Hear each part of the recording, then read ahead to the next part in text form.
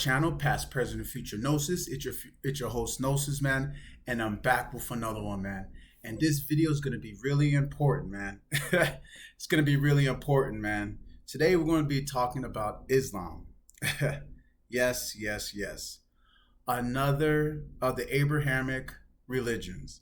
And if you've been watching my channel, I've been so on edge with Christianity.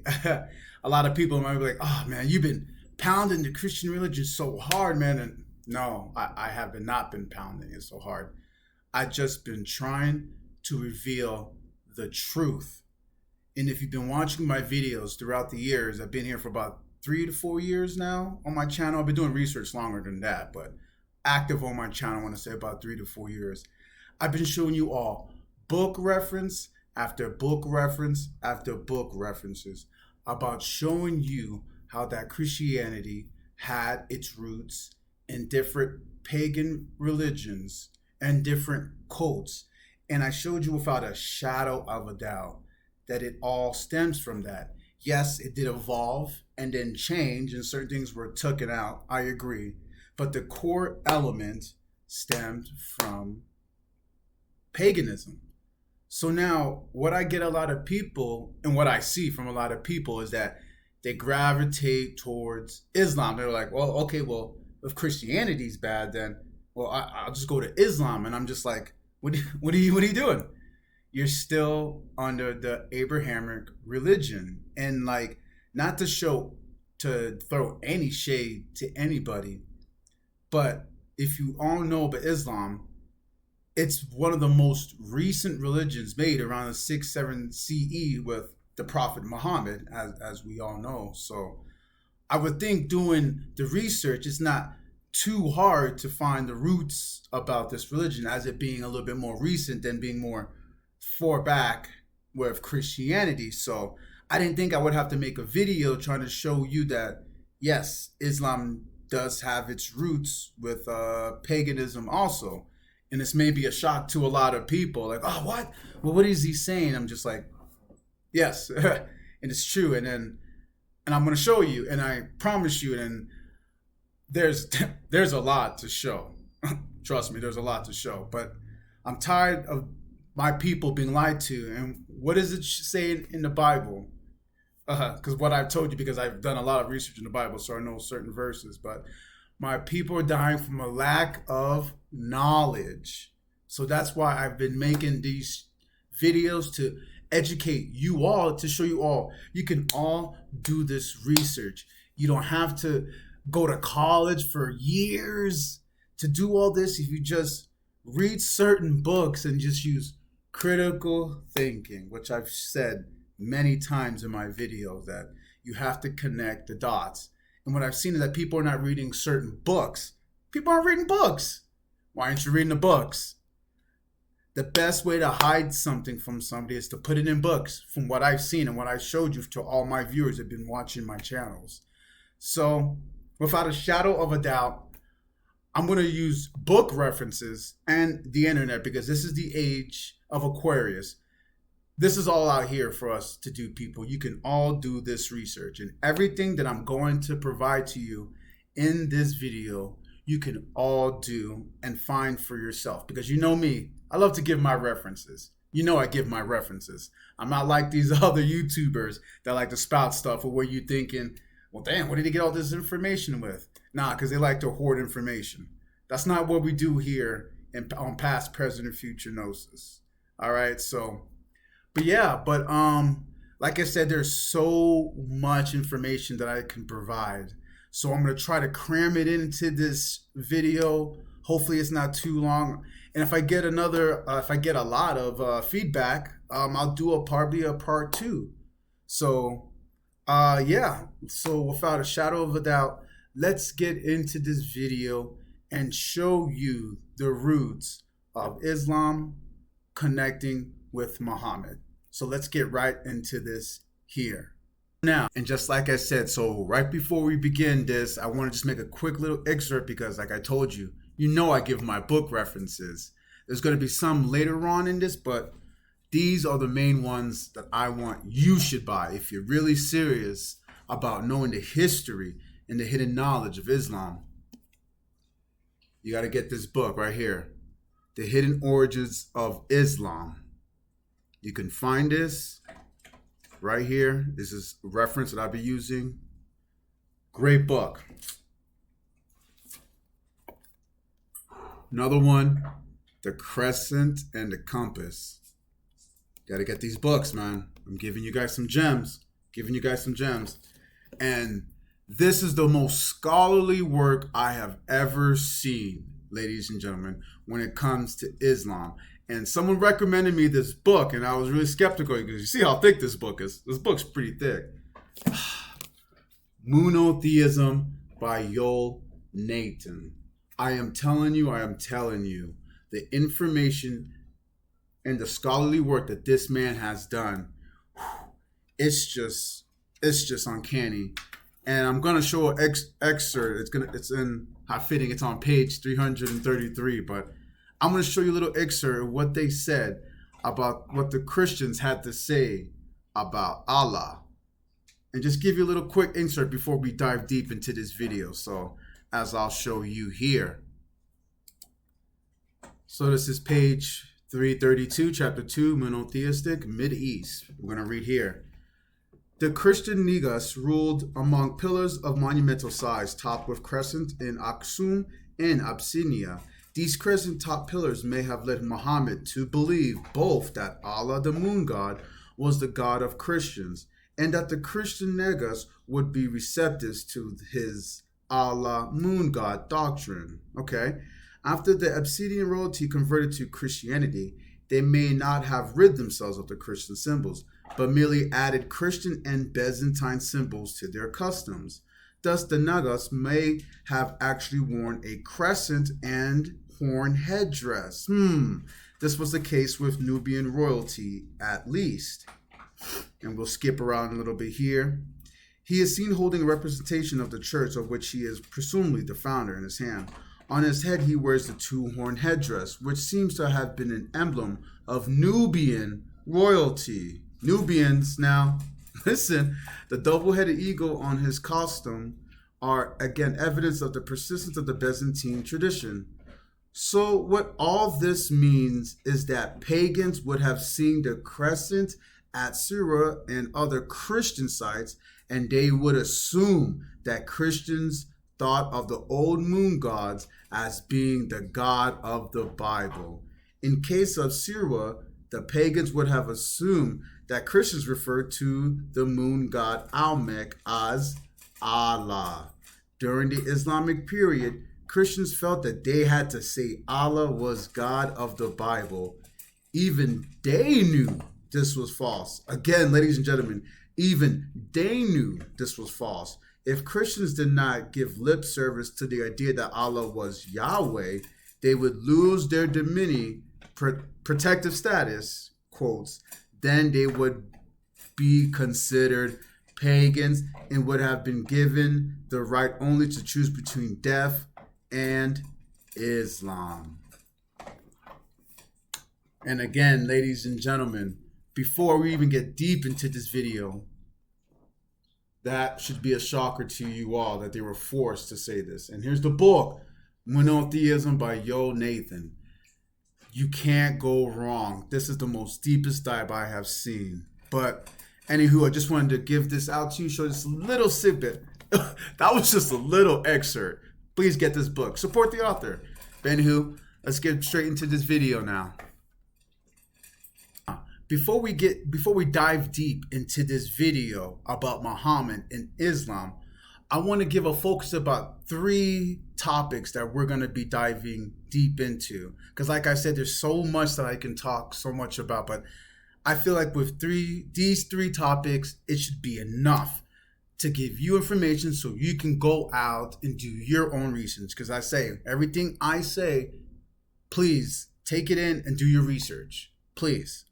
So the 3 things I want to stress so much is going to be about a little bit about Muhammad and about where his upbringings were. The second will be about his family tree. Because if you know anything about learning about somebody, is if you know about their family, their history about their family, it'll just tell it all. It'll tell it all. And then thirdly, I want to look into the Quran and to the earliest evidence that we have for this sacred text. So, for anywho, let's get straight into it and look at straight at Muhammad, as we'll see here. Muhammad, the meaning and history.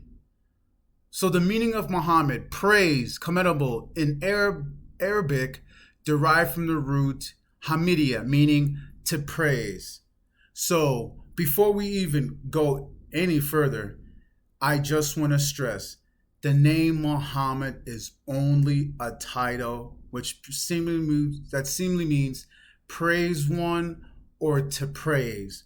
So that should just be a little alarming. It's a small little detail because there could be different Muhammads, as you've seen numerous people being named Muhammad around this time. So again, yes, it's a little small thing, but something that you should just consider. So let's just continue with this article here. This was the name of the prophet who founded the Islamic religion in the 7th century. According to Islamic belief, at age 40, Muhammad was visited by the angel Gabriel, who provided him with the first verse of the Quran, from Allah, of course. Approximately 20 years later, he conquered Mecca, the city of his birth, and his followers were controlled most of the Arabian Peninsula at the time of his death in 632. Since the Prophet's time, his name has been very popular in the Muslim world. It was borne by several Abbasid caliphs and 6 sultans of the Ottoman Empire. Although their names are usually given in a Turkish spelling, Mehmet, other famous bearers include Muhammad ibn Musa al-Khwarizmi, 9th century CE, a Persian mathematician and scientist who devised algebra, Muhammad ibn Ahmad ibn Rushd, 1126 through 1198, an Andalusian scholar also called Averroes, and Jala ad-Din Muhammad Maru. So, what I want to get from this is what we establish is we know Muhammad started preaching around the age of 40. And this is where he got the vision, where he went into the cave and got the vision from Gabriel, which of course comes from Allah. So cool. So we have all this down a little bit when it comes to Muhammad. So now let's go straight into his family and see what his family was practicing before Islam was started to be spread. Because remember, he started spreading it around the age 40 when he got this vision from Gabriel. So that's going to be a key factor. Don't forget about that, age 40. So that's going to be a big factor. So let's continue with his family lineage and let's see that what we can learn from them. The first person of his family lineage I want to dive deep into is his father. So let's take a quick look into his father real quick and see what we can stem from this. Abdu Allah ibn Abd Muttalib. And I'm sorry for my abbreviation. 546-570 was the father of the Islamic prophet Muhammad. He was the son of Abdullah Muttalib. We're going to be looking into him a little bit later too. Hassim and Fatima bint Umar of the Makhzum clan. He was married to Amina bint Wambir. Muhammad was their only child. Okay, so let's focus on right here, his name. Abdu Allah means servant of God or slave of God. Now, wait a quick moment there, ladies and gentlemen, because if you know that name, if you look into his father's name, Abdu Allah, you see the name Allah, of course. But what we're said is that Allah did not present himself until Muhammad when he was 40 years old. And here His father name means slave of Allah, slave of God. And if you know anything about the name Allah, it's just a different way of saying God in this religion. So already, ladies and gentlemen, showing you that Allah was already in use before Muhammad was even born. For him to even get this from Gabriel, to know to only worship Allah, the true God. So already we have here that Allah is well known.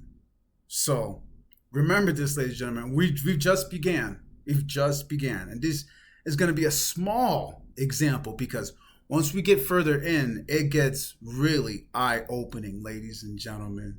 So Abdu Allah, okay, his name means slave of God. And if you know anything about Abdu Allah, he belonged to the Qurayshian tribe. Same with his father. The Qurayshian tribe. Let's look into this tribe and see what we can dive out from this.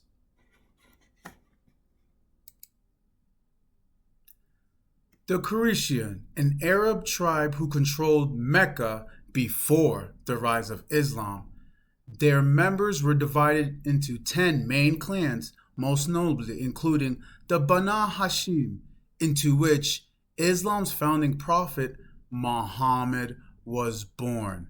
By the 7th century, they had become wealthy merchants dominating the trade between Indian Ocean, East Africa, and the Mediterranean. The tribe ran caravans to Gaza and Damascus in summer and to Yemen in winter, while also mining and pursuing other enterprises on these routes. So now what we have here is the Qurayshian tribe that controlled Mecca before Islam was even established. And this is where the family of Muhammad comes from, ladies and gentlemen. So we have this established, that Muhammad comes from this tribe over here. So let's see what type of history that this Quraysh tribes too, and what type of knowledge that they held. The religion of the Quraysh. The religion of the Quraysh, a central aspect of pre-Islamic Arabian society, provides a profound window into the intricate tapestry of beliefs and practices that permeated the city of Mecca and the wider Arabian Peninsula. During the epoch of understanding the religious landscape of the Quraysh tribe is essential for grasping the context in which Islam emerged and thrived. Right here we have overview of the Quraysh tribe's religious beliefs. The Quraysh tribe, to which the Prophet Muhammad belonged, held a set of religious beliefs deeply rooted in polytheism. At the core of their faith were numerous deities, each associated with specific aspects of life and nature. These deities, often represented by idols, were venerated through rituals, sacrifices, and prayers. The polytheistic beliefs of the Quraysh extended to the greater Meccan community. Remember, in Mecca, where the Kaaba, a revered sanctuary, housed an array of idols representing these deities. The city of Mecca, where Muhammad spent his formative years, was a bustling hub of trade and commerce. It was also a city deeply steeped in polytheism, with the Kaaba at its heart, housing an array of idols representing various Arabian deities. Growing up in this polytheistic milieu, Muhammad's early years were influenced by the prevailing religious practices of the Quraysh and the wider Arabian community. Polytheism and idol worship in Mecca. Polytheism, or the belief in multiple gods, was a prevailing religious framework in Mecca before the advent of Islam. The Quraysh tribe, in particularly, adhered steadfastly to these polytheistic beliefs. Their pantheon included deities such as Habal, Al-Alat. Ooh, listen to that, ladies and gentlemen. Al-Alat, because we'll be diving deep into that deity. Al-Uzza and Manat, among others, each commanding a following of devotees. These deities were often depicted in the form of idols, which were housed within and around the Kaaba. So now, ladies and gentlemen, from what we just read right there, we know now that Muhammad was born in the Quraysh tribe and they were polytheistic. No monotheistic was made here until Muhammad was 40 years old preaching about Allah. So let's get that across. And we figured out that Muhammad's childhood was immersed into these different gods and goddesses so that he would know the arts, rites, and passages when it came to all these deities, and that all these deities, Habal, Alat, Aluza, and Manat, were all housed within and around the Kaaba, ladies and gentlemen. So that is really striking to see because we now know only Allah is supposed to be housed, well, represented in the Kaaba. So already, ladies and gentlemen, we are seeing polytheistic nature in Islam. And of course, I will say pre-Islamic. But could the pre-Islamic still teeter on in to what we see today? So what they mentioned earlier was about these certain deities, Habal, Al-Alat, Aluza, and Manat. And what's interesting is that I want to look into these deities and what role they played also when it came to the Quraysh tribe. So let's start with Hubble, as they mentioned. And of course, like I said, I'll be using the internet and I'll be using book references so you all can do this research. So I don't want anybody in the comment section complaining, oh, he's just using the internet. If you don't know how to use the internet to help you find references so you can buy books, I just don't know what to tell you. You're not using the internet to your advantage, but let's continue here. Here we have Hubble. Hubble was a Saudi Arabian moon god, worshipped by their Quraysh tribe in Makkah. Remember, that's the same tribe that Muhammad's family originally came from. Don't forget. The idol of the god was shaped similarly to a human, and the people of Makkah threw arrows at the idol so they can get favors out of the god. However, in 630 AD, Muhammad destroyed all of the idols in Makkah, including Hubble, using a rod. The idol was seen as the greatest of the 360 idols by the Quraysh. He is also seen as the god of war and weather, especially rain. So from that little description, what we can derive from is that pretty much Hubble, which is a moon god, was venerated as the greatest of all the 360 idols that the Quraysh people honored and represented. So that's something to say. But I want to show you a little reference right here that goes a little bit deeper into the connections that Hubble and Allah might just have, as I show you here. Was the principal, though not the only, deity of Makkah. The name is the ancient one. It occurs in two South Arabic inscriptions, one a minium found at Al-Alua and the other Sabian, but abounds in the form HLH. In the Lenaeanite inscriptions of the 5th century BC, Lenaean, which eventually got the god from Syria, was the first center of the worship of this deity in Arabia. The name occurs as Hala in the Safiya inscriptions 5 centuries before Islam. Remember, before Islam. And also in pre-Islamic Christian Arabic inscriptions found in Umayya el-Jamal, Syria, and ascribed to the 6th century. The name of Muhammad's father was Abdullah, the slave or worshiper of Allah, which I mentioned earlier, showing that Allah was already worshipped and predated Muhammad. The esteem in which Allah was held by the pre-Islamic Meccans as the creator and supreme provider and the one to be evoked in time of special peril may be inferred from the such Quranic passages as these right here. Evidently, he was the tribal deity of the Quraysh tribe. Again, the same tribe as Muhammad. But let's continue here. If Hatita is correct regarding Allah being the Quraysh tribal deity, and Muslims would agree that he was, then this provides additional proof that Allah was a name for Habal. Note the following sigils.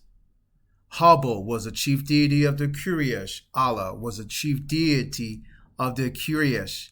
Therefore, Habal was Allah in pre-Islamic times.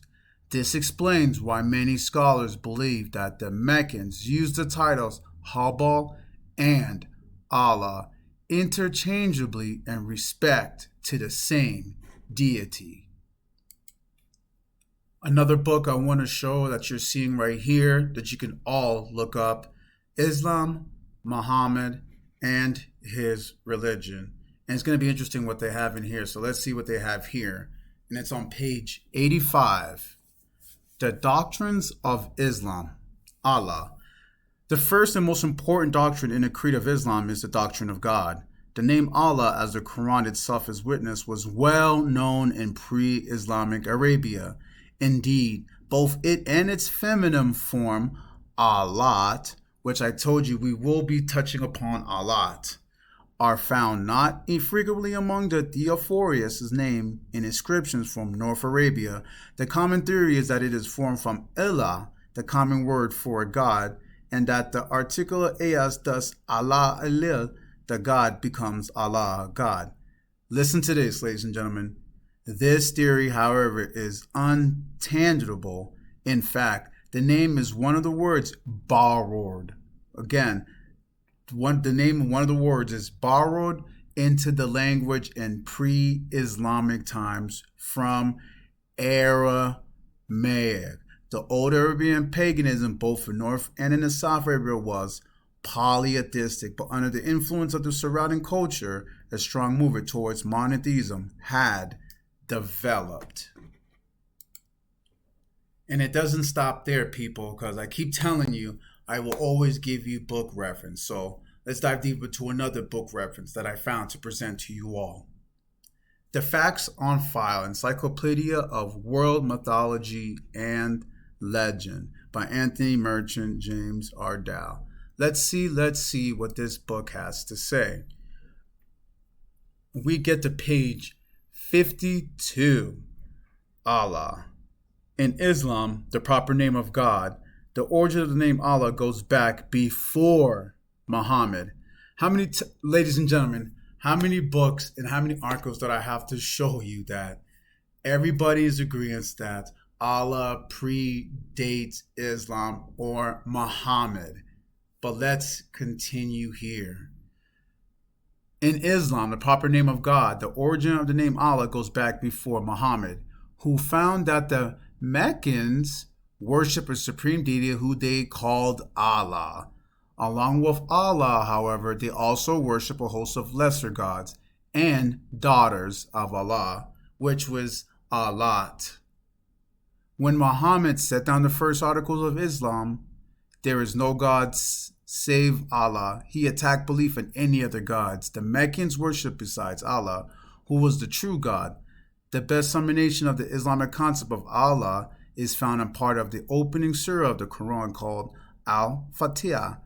In the name of Allah, the compassionate, the merciful, praise be to Allah, Lord of the worlds, the compassionate, the merciful, the only thee we worship, and to thee do we cry for help. Guide thou us in the straight path, the path of those to whom that has been gracious. So now, after showing you all these book references, after book references, and these articles, clearly showing you all that the worship of Allah predated Muhammad and was well established by the time of his father and his forefather during the time with the Qurayshian tribe. So already, ladies and gentlemen, there is, without a shadow of a doubt, Allah was worshipped by the pre-Islamic people with other deities, and it was until later on that they pushed Allah into the high esteem. Because before Allah was, there was Hubble, as I showed you. And we're not even done, because let's look into what Hubble actually means in the definition of Hubble, as you'll see here. Hubble, the etymology. The name Hubble may be ultimately derivative of the name Baal. Wait, what? The name Hubble may be ultimately derivative of the name Baal from the Canaanite pantheon. In particularly, the name could derive from the Aramaic Hubal, meaning he is Baal. The relationship between Hubal and Baal is supported by some additional evidence, including that both were depicted with missing a broken right hand. Wow, ladies and gentlemen. I mean, like, after just reading that and seeing that Habal could mean actually he is Baal, it shows you, and not only that, Habal was a moon deity connected to Allah, because Habal came first, and you get Habal from Allah. That's where the intricity came, as I showed you earlier in the book reference. But now you have it being distinguished as Baal, which I will say, because a lot of people are going to go crazy, which only means Lord in the Canaanite. So I do want to stress that out. As you see right here, it literally just only means Lord. But there is a syncreticity with Habal here, and now it just makes you scratch your head like, what? And ladies and gentlemen, we are not done yet, because as you've seen, there were other gods that were being revered around Habal, aka Allah, aka a moon god. Just wanted to point that out. But let's look at Al-Lat, because what's interesting about Al-Lat is that it is a female goddess. So they actually worship the female deities too. So let's see what this female deity has with a connection with Allah. So here we have Al-Lat, also spelled Alat, Aluta, and Aliyat, is a pre-Islamic Arabian goddess, at one time worshipped under various associations throughout the entire Arabian Peninsula, including Mecca. Mecca, that's right, where she was worshipped along Al-Uzza and Manat as one of the daughters of who else, ladies and gentlemen? Of Allah. The word Allah or Alat has been used to refer to various goddesses in ancient areas, including the goddess Ashera Athera. She also is associated with the great goddess. So now when you look into the etymology, when it comes to Alat, they say that there are two possible etymologies of the name Alat. So let's look into the one, because the second one's going to be kind of interesting, as you see here. The second proposed etymology in the name. And you have that first part right here, but let's look at the second part.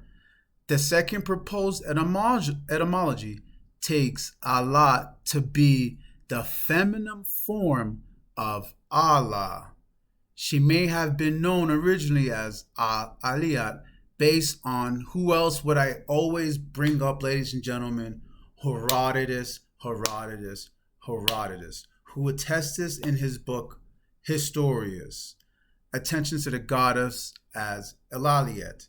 And what I want to show you also before we continue with Al-Alat, they mentioned that it could be his female aspect, because that's what I mentioned earlier in the book and showed you that it could also be the female aspect. And what other way that I could give you an example is the connection with Baal and his female Baal and his feminine form, as I'll show you here. Ba Allah. Ba Allah, properly Ba Allah. And before I even continue, how weird is it? Ladies and gentlemen, like, listen to this. As you're seeing this right now, how weird and how of a weird connection this is that you have the word Allah link to ball, but being the feminine version of this. And remember them showing you that the connection that ball has to Allah. Coincidence, ladies and gentlemen? I don't think so. Let's continue. Ba Allah, properly Ba Allah, mistress or lady. In the Northwest Semitic languages, sometimes Ba Alat is the feminine form of Baal, Lord, and was applied to various Levantinian goddesses. Again, ladies and gentlemen, showing you without a shadow of a doubt that Allah was not one of the daughters, but the female aspect of Allah, showing you that was worshipped by the creation tribe, and again, proven to you without a shadow of a doubt that Allah was already renovated before Muhammad even came to the picture, that he was one of the many gods that the pre-Islamic people, the creation tribe, all worship. Ladies and gentlemen, there is no fighting this at all. And when I'm not even finished, I haven't got into the second part about the Quran with the text, because after everything I showed you, some people are going to be like, yeah, okay, all right, Gnosis, yeah, you might have some things there,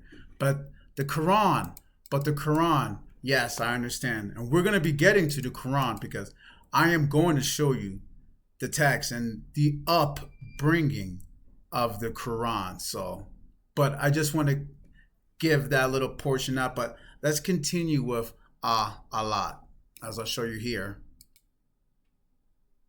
So now we get to the Islamic tradition. And I want to just show you a little section I have highlighted here. According to Al-Qablah's Book of Idols, her shrine was under the guardianship of the Banu Atib and Mikmaluk of the Banu Tikidashib. She was also venerated by other Arab tribes, including who, ladies and gentlemen? The Quraysh tribe, which again, the Prophet Muhammad came from and his family was a part of. And their children would be named after the goddess, such as Ziyad al-Lat and Tamim al-Lat. Wow, ladies and gentlemen. This is going towards closing towards my first portion of this presentation. But already, ladies and gentlemen, I proved to you and showed you without a shadow of a doubt by book references and from you just going online and just doing some reading that Allah predated Muhammad and that Allah was just one of many gods and goddesses that was being worshipped by pre-Islamic people, and that it was stemmed from the Quraysh tribe, ladies and gentlemen, and that all of this was happening predating Muhammad, showing you that Muhammad's father means slave of Allah, and that Allah and Baal were interchangeable, and that Allah came from Habal, and that the worship of Habal was first, and that Allah came after, ladies and gentlemen. Wow. And again, I am going to say this, a lot of people, this is really damning to show, because it surely crushes everything that we've been told about Muhammad and his upbringing. But I know this is not going to be enough for people to gravitate, because it's really shocking And for any sane person that's watching this that is a Muslim should be raising their eyebrows, because I have friends that are Muslim too that I want to protect and I want to educate, because I know most of them have never even heard this before. This is all brand new news to them, and which is shocking. But like again, I said, after I showed you all this polytheistic, all about the Christian tribe and about Allah being closely in tribe with Habal and Baal, it won't turn people's heads. So let's look at the scriptures. Let's just look at the scriptures. Because now I want to go into the first documentations that we have of the Quran. Because when doing this research, ladies and gentlemen, you're going to come through a lot of shocking holes, lies, and a lot of books being destroyed. Of a lot of scripture books being destroyed. But anywho, let's get into this section now, and let's look straight with the text and see how the Quran came to be. Let's look into this here now.